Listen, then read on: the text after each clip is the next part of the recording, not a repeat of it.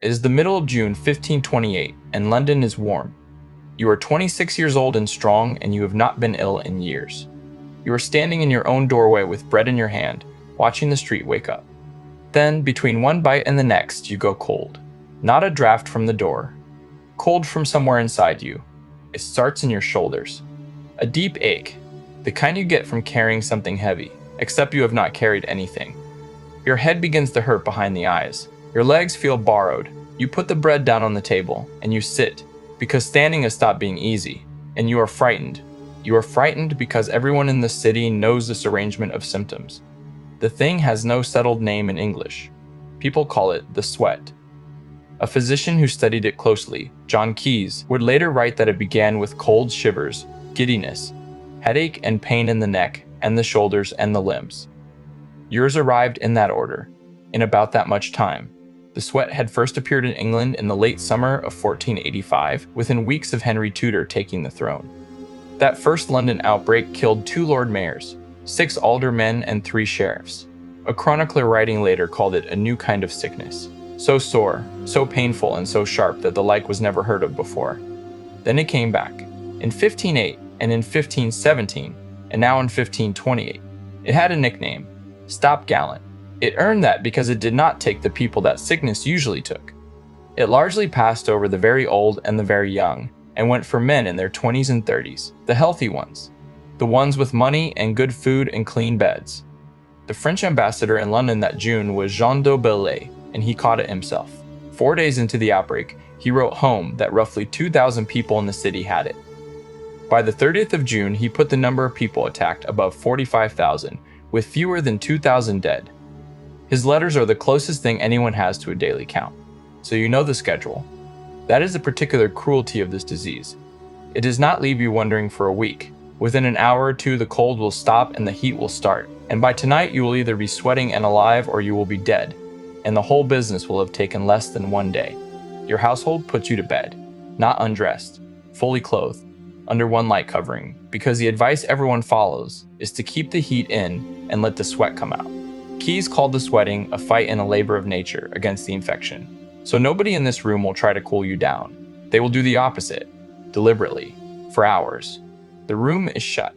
Window closed, door closed, no draft anywhere. Someone builds the fire up in June. Within the hour, the smell in here is wool and wood smoke, and your own body, and it will get stronger. There is a candle burning by the bed because the shutters are closed, and it is the middle of the day. Someone brings you a posset. Warm ale curdled with milk, with herbs steeped in it. Henry VIII wrote out this same kind of remedy and sent it to Cardinal Wolsey.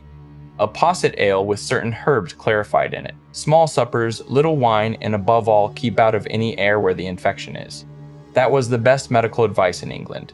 The king himself is not in London. He has left, and he keeps moving, house to house, staying ahead of the outbreak. Anne Boleyn has it at a heaver, and he sends her his second physician and stays away in person. On the 22nd of June, William Carey, a man of the king's own privy chamber and husband to Anne's sister Mary, dies of it. Back in your room, the cold stops. It stops all at once the way it arrived. What replaces it is heat, and then the sweat. And the sweat is not like any sweat you have had. It comes out of you everywhere at the same moment. Within minutes, the linen underneath you is soaked through and warm, and it stays that way for hours. D'Aubillay put the whole experience into one sentence. You have a slight pain in the head and at the heart, he wrote, and all at once you begin to sweat. Then he added the line that tells you exactly what medicine was worth in 1528. There is no need for a physician. Your heart is going much too fast, and you can feel it in your throat. You are thirsty in a way that drinking does not touch. Your head hurts, and then your head starts inventing things, and you say something out loud to the person sitting beside the bed that makes no sense, and you hear yourself say it, and you cannot call it back. Then comes the cruelest part of the treatment. You become enormously sleepy.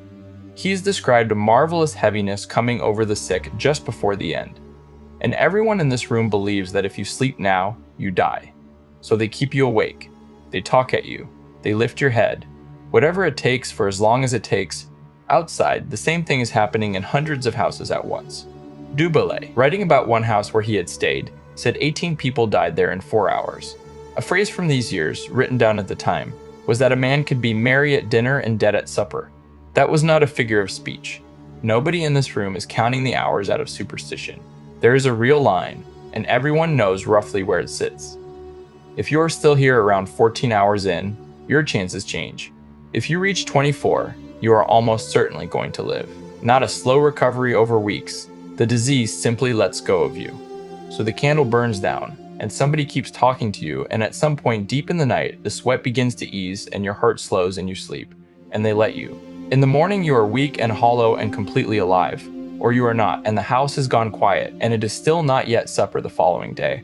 The sweat came back one more time, in the spring of 1551, beginning at Shrodsbreath. Keyes was there for it, and the year after he published the book, that is still the main description anyone has of the disease, and then it stopped. There was no final great outbreak, no cure, and no explanation. After 1551, it never appeared in England again. We still do not know what it was. Hantavirus has been argued for, and an unknown enterovirus, and anthrax, and relapsing fever. Each of those fits some of the symptoms and fails on others. Relapsing fever should have left a black scab and a rash, and nobody who watched this disease described either one. No usable DNA or RNA has ever been recovered from a victim, so every attempt to settle it in the laboratory has failed, and the argument stays an argument. What we are left with is a handful of letters and one physician's book, an ambassador counting the sick in June, a king writing out a posset recipe for his cardinal.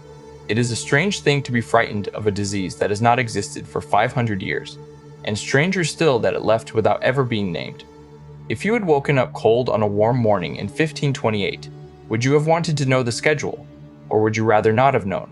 Tell me in the comments. Subscribe if you want to spend next week somewhere else in the past.